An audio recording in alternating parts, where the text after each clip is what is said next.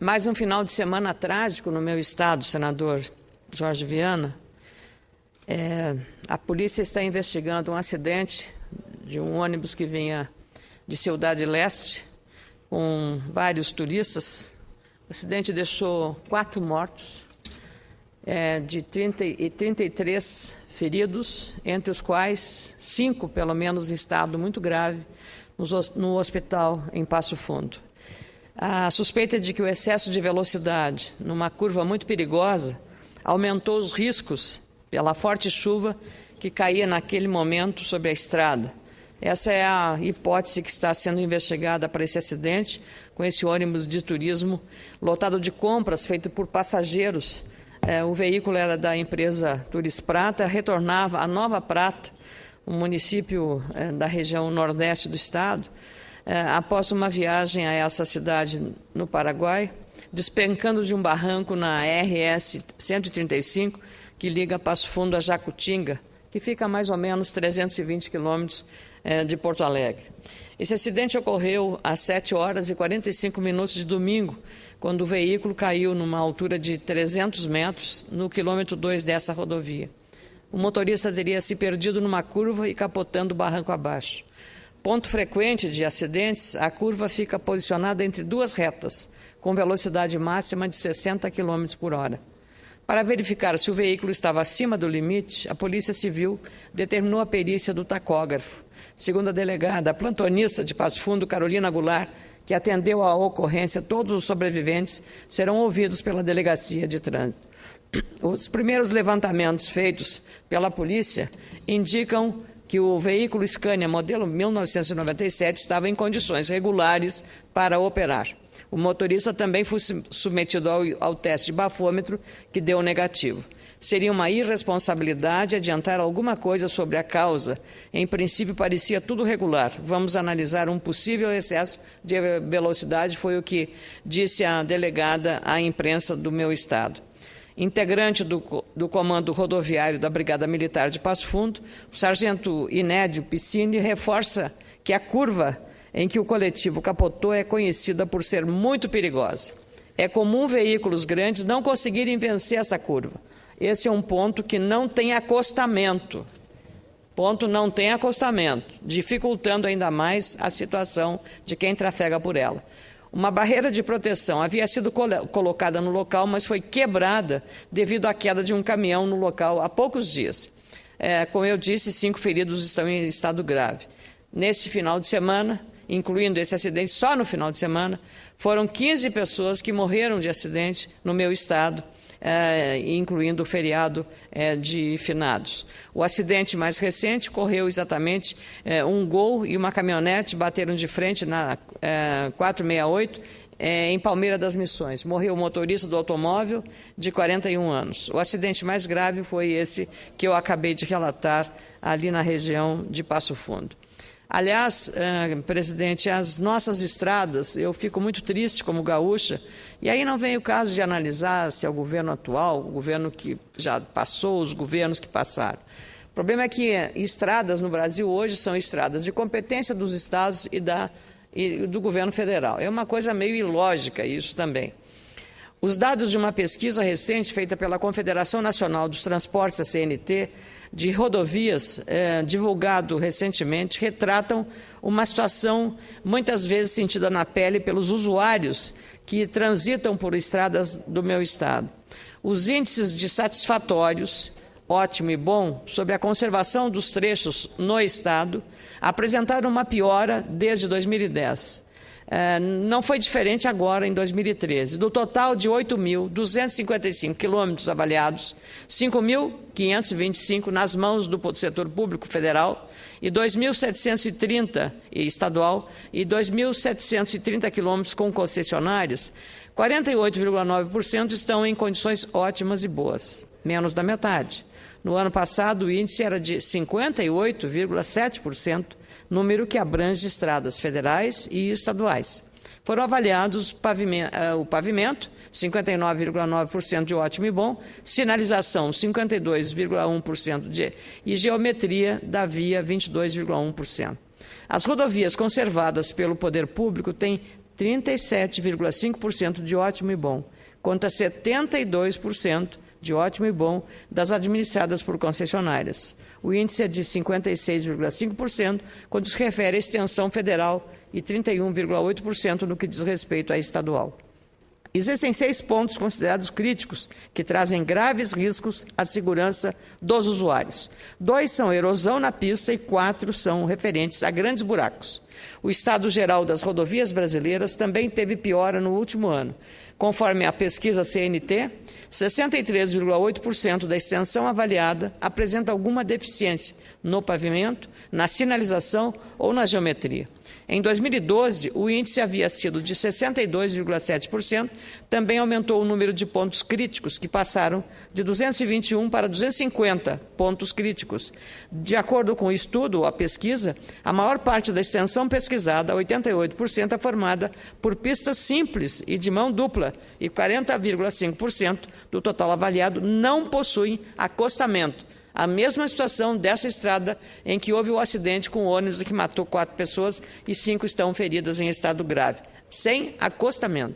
Conforme o presidente da CNT, nosso colega aqui, senador Clécio Andrade, a estatística mostra a necessidade urgente de aumentar os investimentos nas rodovias brasileiras, principalmente em duplicação. E, claro, como nós somos um país rodoviário, essa situação fica ainda muito mais grave quando se fala em escoamento de safra, quando se fala em escoamento para exportação e, assim sucessivamente, em outros damas. O governo tem uma dificuldade gerencial. Muitos projetos não saem do papel, lembra bem o senador Clésio Andrade. Há um excesso de burocracia.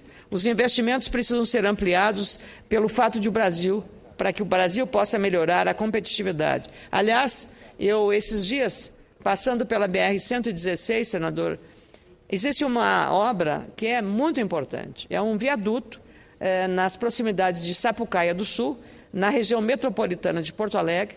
Já a BR-116, naturalmente, já está, eu diria, saturada, porque a mesma estrada houve um aumento, está acontecendo isso no seu estado do Acre, está acontecendo em São Paulo, está acontecendo em todo o Brasil, há um aumento maior de veículos, sejam eles de passageiros ou veículos de carga, na mesma estrada, a estrada é do mesmo tamanho. Com o aumento, o gasto do pavimento, da pavimentação é muito grande. Não há asfalto que exista um aumento, porque ele não é preparado para isso, não é feito de concreto, como nas estradas alemãs, por exemplo, ou outros países. Então, o desgaste da estrada, a durabilidade dessa estrada, desse asfalto, é muito menor em função disso. Pois ali nesse viaduto que está sendo construído sobre a BR-116, que vai dar um alívio, essa obra, num trecho de 35 quilômetros, como ela é uma obra que está sendo feita no horário de funcionamento normal do comércio e da indústria, ou seja, horário comercial, e não em 3 turnos para que a obra se conclua mais rapidamente, há um congestionamento e às vezes você gasta 2 horas para fazer 30 quilômetros. 2 horas para fazer 30 quilômetros nas horas de pico. Eu até falei com o nosso presidente do DENIT, o general Jorge Frache, e ele me argumentou que o TCU costuma não aceitar quando é feita uma licitação para uma obra dessa natureza. Ora, eu acho que aqui, de novo, se fala sobre a questão dos investimentos. A gente tem que calcular o custo-benefício de uma paralisação sobre toda a economia, porque aí tem uma regra da licitação que não pode contratar em 3 turnos, e o impacto negativo disso sobre o cidadão, que está pagando essa conta. Todos estamos pagando essa conta. E o número de acidentes e o atraso. Então, eu diria assim, o prejuízo causado por isso é muito maior do que fazer uma mudança na lei da licitação e fazer o contrato. Pagar 10% a mais para que a obra seja feita mais rapidamente, acho que é um negócio muito melhor, para que o cidadão se sinta. Imagina, senador, todos os alunos, os professores, os médicos, os operários, todo mundo que tem que transitar diariamente. Eu transitei uma vez, reclamei no Twitter, foi uma chuva de pessoas mostrando exatamente a gravidade da situação. Então, é preciso ter, sobre esse ponto de vista, pensar no cidadão. Claro, porque a autoridade, eventualmente, que anda de helicóptero ou anda de aviãozinho, ela não vai sentir o peso que é perder tempo numa obra que poderia estar concluída há muito tempo. Essa é a 17ª edição dessa pesquisa que a CNT faz sobre as rodovias brasileiras.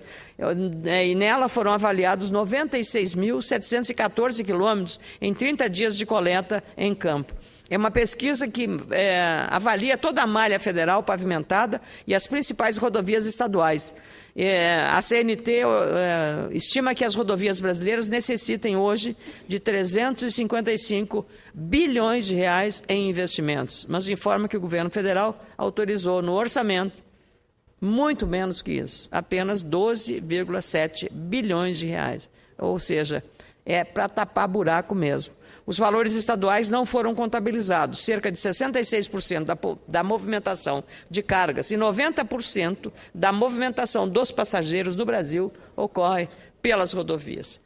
Aliás, essa questão das rodovias, lembro que na quinta-feira e na sexta-feira da semana passada, no Rio Grande do Sul, em Porto Alegre, foi feita a terceira marcha dos municípios, liderada pela FAMURS, a Federação dos Municípios do Rio Grande do Sul. Seu presidente, Valdir Andes, colocou na agenda e na pauta dos debates exatamente uma situação do acesso de pelo menos 76 municípios no Rio Grande do Sul que ainda não têm acesso pavimentado à cidade sede do município. Ora, no século XXI, a gente fica pensando como é que pode. Então, nesse caso, não há acesso pavimentado, o asfalto ainda é um sonho, sinônimo de esperança e progresso, como ficou claro nessa mobilização municipalista liderada pela Federação dos Municípios Gaúchos. Nesses rincões gaúchos, as cenas de homens a cavalo e de carroças puxadas por bois fazem parte de um cotidiano e de um cenário, eu diria até meio romântico, mas é um sinal também da situação em que estamos vivendo na falta de modernização no transporte.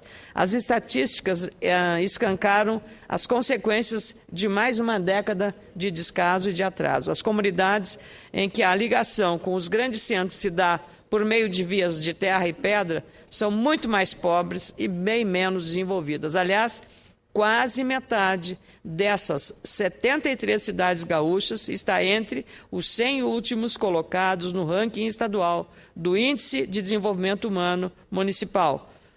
Nesses municípios, a rotina é marcada por isolamento, acidentes, veículos danificados, dificuldades para escoar safra, produtos mais caros nas prateleiras e problema de saúde provocados pela poeira, que juntos essas localidades somam cerca de 220 mil habitantes. São negativamente impactados pela falta de pavimentação entre a rodovia principal e a sede do município. Aliás, vale lembrar o que disse a engenheira de produção Maria Fernanda Ijar, dizendo que a falta de acesso pavimentado em municípios do interior gera um fenômeno ainda mais perverso: a concentração de desenvolvimento econômico em regiões que já têm infraestrutura. O resultado é a migração e bolsões de pobreza. Foi exatamente o que aconteceu numa pequena cidade no noroeste do meu estado, chamada Porto Vera Cruz. A população dessa cidade, que é banhada pelas águas do rio Uruguai, caiu 25% em uma década e o comércio parou. A barca que fazia a travessia Brasil-Argentina de 200 veículos por dia até a década de 90, hoje transporta metade por semana. Indústrias e turistas agora desviam do município, optando por caminhos asfaltados que antes não existiam. Então, a questão da rodovia, presidente Jorge Viana, ela é fundamental, a qualidade de uma estrada. Neste final de semana, graças ao seu apoio também, tive o privilégio, porque é um privilégio, de conhecer Inhotim, o Instituto Inhotim, que fica no município de Brumadinho, em Minas Gerais, o interior de Minas Gerais. Esse Instituto Inhotim é um dos orgulhos em nosso país. E eu, depois que vi isso, a gente viaja tanto, conhece tanto, mas tem que olhar mais para o que nós temos. O Instituto Inhotim abriga não só um paisagismo exuberantemente bonito e tropical, com a mão e o desenho de Burle Marx e de outros paisagistas mineiros de renomada, mas abriga também um conjunto de obras de artistas plásticos nacionais e estrangeiros de diversas nacionalidades, em que cada local existe em função daquela obra. Ou seja, eu estive lá no feriado e no sábado eu encontrei grupos ingleses, grupos de franceses, grupos de espanhóis, claro que muitos também jovens, muitas famílias de várias partes do Brasil, inclusive do meu estado, do Rio Grande do Sul, visitando aquela riqueza que é incalculável do ponto de vista do seu valor, do seu ambiente. Agora, para chegar lá, é muito complicado. A estrada de Belo Horizonte, o anel rodoviário, é uma estrada movimentadíssima, e a estradinha que corta aquele bucólico cenário rural até chegar a Brumadinho, e de Brumadinho até Inhotim, é uma estradinha muito estreita, de muito movimento e, claro, por isso também perigosa. E então, senador Jorge Viana, eu tive o privilégio, porque chegar a esse lugar é um privilégio. Os brasileiros que puderem vir lá vão excursões, ônibus, crianças, e o Bernardo Paz, que é o idealizador disso, acho que faz uma grande obra social, porque a inserção dos jovens de Brumadinho, que é uma cidade rural, do interior, que vive da produção rural. No fundo, é socioambiental cultural, porque tem um trabalho extraordinário na área de meio ambiente, lá os Jardins do Burle Marx, eu sempre ajudo, que eu sou conselheiro.